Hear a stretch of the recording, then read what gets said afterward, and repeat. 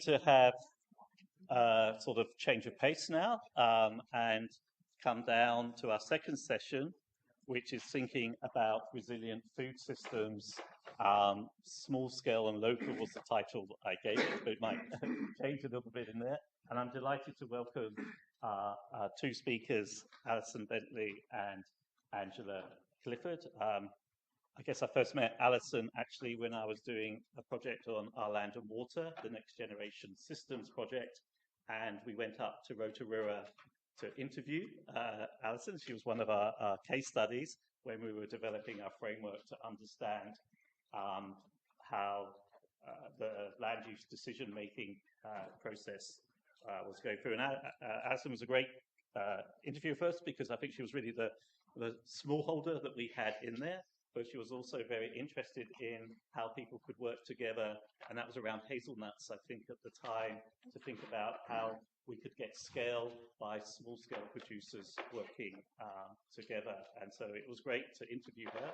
And then later she came back. I think she came and did a Kellogg study, which she will be talking about today, and we reconnected. And when I was thinking about today, I thought it would be great to have Alison here to talk about that.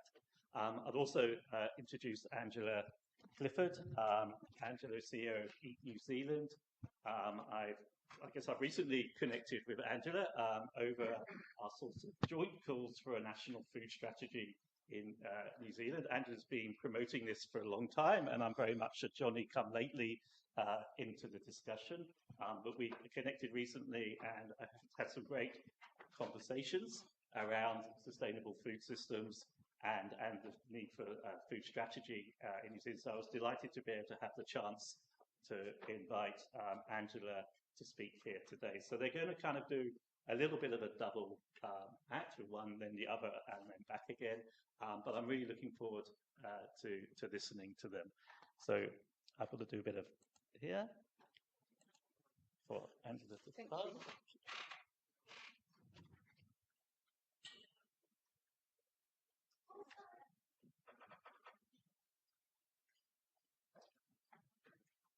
Kia ora koutou, ko Angela Clifford toku ingoa. As Alan has alluded to, what happens next reminds me of one of those adventure park rides. You know, the one where you're kind of up very high and you drop really suddenly? So strap yourselves in. We're going to go from the global land use picture and zoom in at what I would consider a hurdle to local food systems. Perhaps another analogy is that we're going to step off an underwater ledge into the great, dark, unknown abyss. So how do we know we're heading into the unknown? Because the title of our presentation is the only one with a question mark after it. To be fair to Alan, there's a very good reason this is an unknown space. Economist Michael Schumann acknowledges that economics should be about communities, but it's not. We have microeconomics about the economy of the firm, or macroeconomics about the nation state. But what's missing is the bit in the middle, the economy of the in-between, the economy of community. So now you understand the question mark. So today we're going to invent collectively the economy of the community, and we're going to show how it is the most powerful tool we have to transform land use in the face of climate change. In this community economy, we're going to change how we measure success. GDP is a terrible measure for well-being for either people or planet. So instead, we're going to measure our level of self-reliance.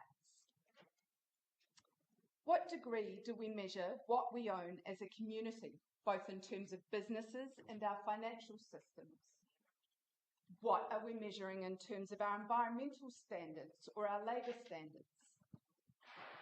we can create local economies that are 90% self-reliant.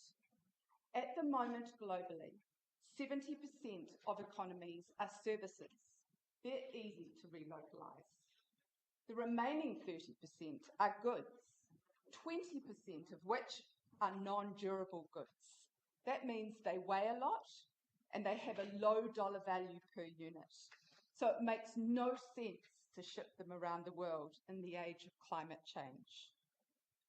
This invention of community economics is necessary in part because there is so little research or resource affected to local food systems. So that's the challenge to you.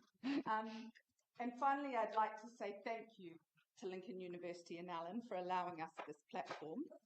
So get ready for what could be the ride of your future life. Get ready to remove the question mark.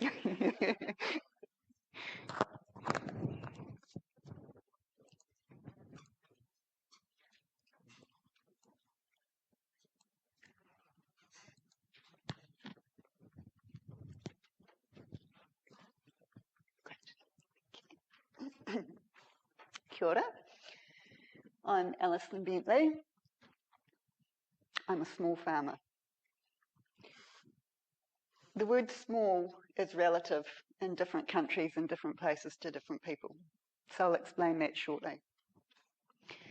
I grew up on what could be considered large rural industry in New Zealand. I grew up on a kiwi fruit orchard and spent time with on my family's dairy farm, and over the years I have continued to work in kiwi fruit, dairy and sheep and beef. However, the whole of me is passionate about our own communities, our local communities, and how we're going to feed them on the land that we are blessed with. Tikitere farm is 7 hectares in the Rotorua region, and I am the farmer. My husband works off farm 12 hours a day, so it's me and my small land in this big world. A project that I engaged in, where Alan first met me, was the hazelnut growing trial, which was a Bay of Plenty Regional Council low nitrogen land use fund project. So the Rotorua district has significant waterways. They're polluted. Regional Council looked at point source of pollution and started to address the mountainous issue. Alternative land uses was one of their angles, and so I engaged with them on my land to investigate the growing of hazelnuts as an alternative land use to reduce nitrogen input into the water systems, and I incorporated an economic side of that as well. Today, I'm going to be talking about the research project that I've done through the Kellogg Rural Leadership Program, and I'd like to acknowledge rural leaders and their strategic partners for enabling this process to take place. Now, clearly my research journey is at its infancy compared to our wonderful speakers this morning. So my Kellogg research with small-scale food growers in New Zealand and their role in New Zealand's sustainable food future. I've adapted that today to be small-scale growers within New Zealand landscapes for a climate resilient land use. Today's question is, can small-scale food growers be a tool for New Zealand's climate resilient land use future? What are we looking at? What am I talking about when I'm talking about small scale? I'm talking about 10 hectares or less, where the landowners have a specific purpose to produce food for the local consumption and economy. These small-scale land growers are depicted by how they typically nestle within the landscape. We've got a truffery there, we've got a fibre orchard here using non-mechanical methods for gathering their fruit. We've got the hazelnut orchard there, and we've got a market garden here, which has made an interesting transition recently. A community organisation has taken the lease of this market garden, and they're dualling systems in here for both the sale of food and a teaching learning platform. Now, the first 3 small-scale blocks are within the same neighbourhood, within the same probably 50-hectare landmass. So we're starting to introduce diversity already. The research itself started with the literature research, went through all the process and came up with 27 items of research that were relative to what I was trying to achieve. There were gaps in that. At the end of that literature review, I found some gaps, so I moved into interviews with real people on the ground doing the real work. And from those two, the literature and the interviews, I created thematic analysis, which I'm going to take you through now. So I'm breaking today's delivery into 2 main sections. To start with, I'm looking at our land, and then I'll be looking at our people, and then we'll move our session into a bit of an interactive session with Angela and myself as I take you on a journey of reality as it plays out on the ground, and then we'll be passing to Angela to do her presentation. So, the land. Aligning land use with landforms was one of the key topics that came out of the academic research. Industrial agriculture uses energy-intensive inputs, uniform production systems across variable landscapes. It relies on simplification, specialisation, and concentration. Climate-resilient land use, however, aligns land use with land's natural capabilities, appropriate intensity within specific locations, integrating with natural ecosystems to avoid exceeding landform thresholds. It is more complex, but it embraces diversity. And the benefits are a food production system within environmental constraints and environmental opportunities. This leads to sustainable climate resilient land use, improved social and economic outcomes. Local food systems on our land. These need to prioritise economic viability for both consumers and the farmer. They must incorporate environmentally sustainable growing practices, robust, diverse distribution infrastructures, and critically, they must integrate cultural values that promote social equality and democracy across all communities. So when we start to put these 2 things together, we start to talk about diversity and understand how diversity is a positive. Diversity for biodiversity and business diversity. And this extends to processing and distribution of food. It fosters community well-being and socio-economic stability through the aggregation of small, diverse growing systems. So now we're talking about systems food systems, not supply chains. You have a supply chain, one link in the chain gets disrupted, the whole chain is vulnerable. We're talking about systems, we're talking about a web, we're talking about many connection points. This is where we're going.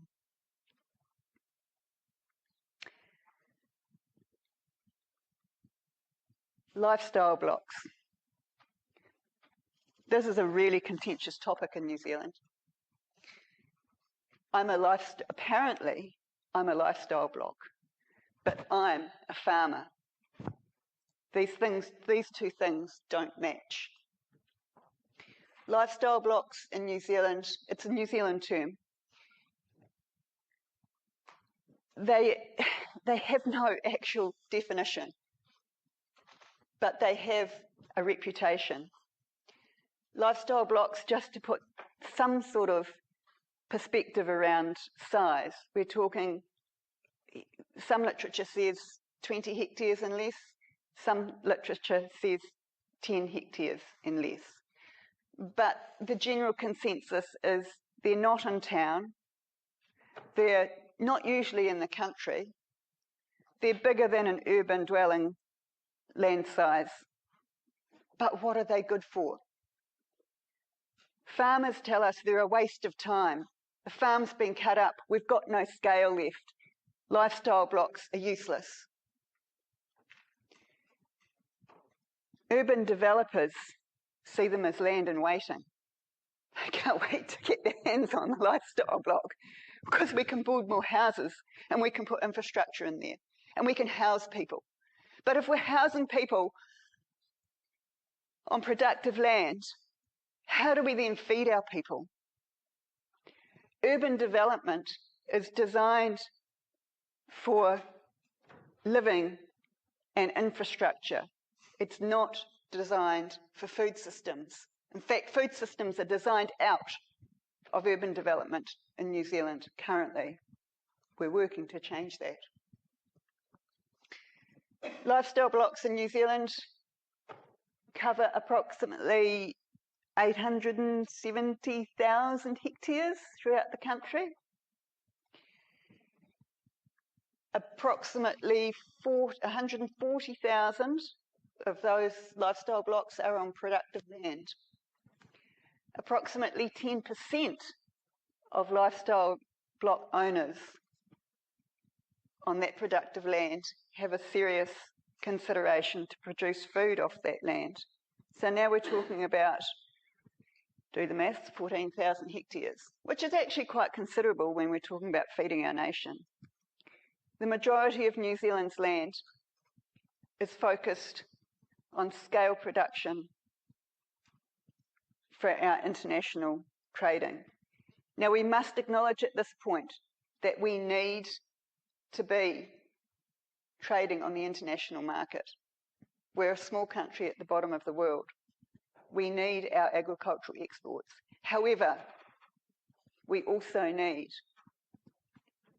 to consider the land that we're living on and how we're going to feed our people in our land. The Agribusiness Agenda 2022 and 2023, I pulled information in for my research. And across those agribusiness agendas, it was stated that we have two food systems in New Zealand. We have an export food system and we have our other food system. Our export food system is always recipient of funding, of technology, of attention. Our domestic food system is never spoken of.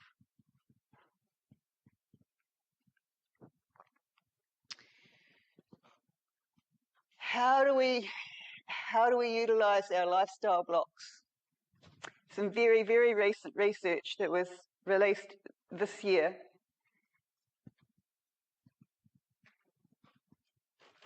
looked into peri-urban spaces, and they acknowledged that the urban is urban, the rural is rural. They do not overlap. However, 85% of our population lives urbanly now. Our food source is getting further and further away from where our people live. This is not setting us in good stead for the future for food resilience.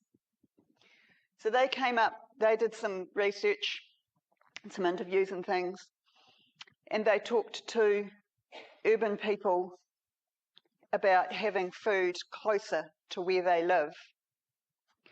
The urban people said, well, yeah, that would be quite good. It would mean that we'd have a bit more of an idea about where our food comes from. But there's some conditions about this. We don't really want the stinky, smelly farms. We don't really want the big, noisy machinery.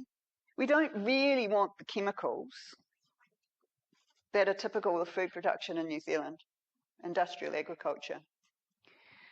They wanted low or no chemical input. They wanted minimal noise. And they would then be happy to integrate with their food system. The people. There's no literature that I could find that ever talks about the people who grow our food. Who are they? What do they feel? What do they offer? How do they operate? It doesn't exist. We talk about food. We talk about farms. Where are the people that do this? One of the only place that I can find where people are talked about in food production is industrial food producers can't access enough people. Basically, they've burnt them out. They've treated them like robots. So now they're looking at innovation in leadership. Industrial agriculture in New Zealand is striving to pull leaders into their system and technology so that we can use robots and we actually don't have to use people at all. So I set about researching, interviewing 20 people in total. It ended up being.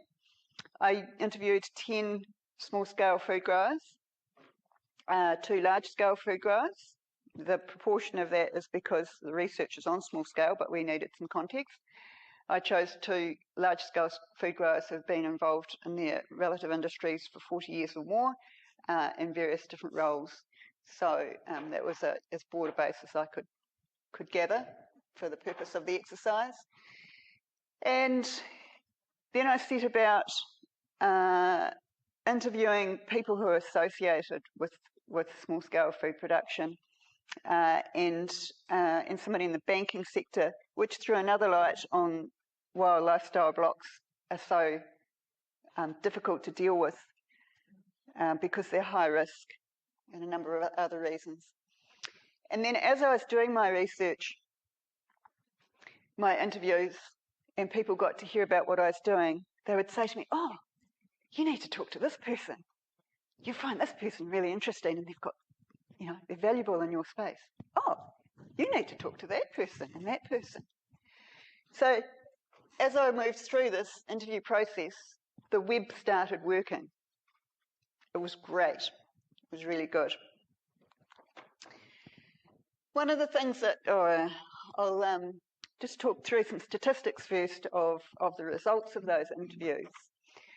So 10 hectares or less were the landowners that I was talking to, and the people who, on the 10 hectares or less, who had specific purpose of producing food for the local economy and the local consumers. 60% of those interviewees, their primary income was from their food production business on their small block. 40% it wasn't their primary source of income, and that was because they were either at the very beginning of their business journey producing food and they needed supplementary income, or they were right at the end, and over many, many years they'd accumulated other financial resources to add to their portfolio, because growing food in New Zealand on a small scale is not economically self-sufficient. Some other statistics that came out from that was 100% of these growers were focused on the domestic food. I can't call it a system because it's not a system. We don't have a domestic food system. So feeding locals. And 100% of these growers had no intention of scaling up. And that's really interesting when we look at the very recent research on peri-urban spaces. Peri-urban spaces are going to need growers who are not used to growing at scale, at large scale. They're going to need growers who are familiar with growing in small spaces. Most of the growers that I interviewed didn't use chemicals. They used manual processes, i.e. no large machinery. And their organic style systems, organic style could range from regenerative certified organic through to organic principles, produce very little odour because the animal part of their systems is not dominating. A very clear message that came through from these people is that they work with the land. And in New Zealand, we use the term papatūānuku. Papatūānuku is Mother Earth. So our small-scale growers work with papatūānuku, with the environment, with ecosystems. They do not dominate over. And the contrast of this, I can see quite clearly in my position as I stand having a foot in industrial agriculture and a life and a heart in small-scale food growing. In my own community, I've watched over the last 2 years the amount of earth that has been moved by incredibly big, heavy machinery to create a platform to grow kiwi fruit on. That is not working with, that is dominating over. Economies of scale and economies of scope. This really fascinated me. It started off with this, with my knowledge of and my feeling as a lifestyle block owner, as a small farmer, that we're useless. We don't have scale. We're useless. So I've carried that burden, and going into these interviews, this is something that came out in the process. So I picked it up and ran with it. Industrial agriculture in New Zealand particularly had to reach scale. We had to have enough volume to play on the international market. And this was the way of the 70s and 80s, and it worked really well. But now we have climate shocks, we have economic shocks, we have global situations that are interrupting the supply chain of how our food is exported and how our other goods that we're trading with comes in to the country. So that raises the question of scope. Scale is more of the same to create efficiency. Scope is diversity with a common link, but so you don't have all your eggs in one basket. The small-scale growers that I talked to operated on scope primarily. They understand that having all the eggs in one basket is hugely risky. It's risky for pest and disease incursion. It's risky for economic return for their efforts. It's risky for the environment because there's no biodiversity or limited biodiversity. There's a real tricky balance though, particularly for small-scale growers, particularly for people like me when it is me who's doing everything. We need scope, but we need to not spread ourselves too thin. So there is a balance, but scale is definitely not on the table for small-scale growers.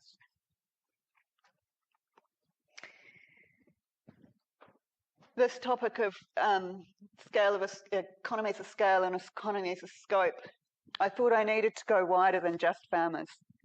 I needed to talk to some thought leaders involved in growing food and growing communities. I managed to find a little bit of written literature from New Zealand agricultural, horticulture thought leaders, and their image for our future is we won't be seeing farms the way that we know farms now. We'll be seeing built growing systems. We'll be seeing food from technology. That made me really sad. But the thought leaders that I interviewed had a different perspective. I'll give you a moment to read that for yourself.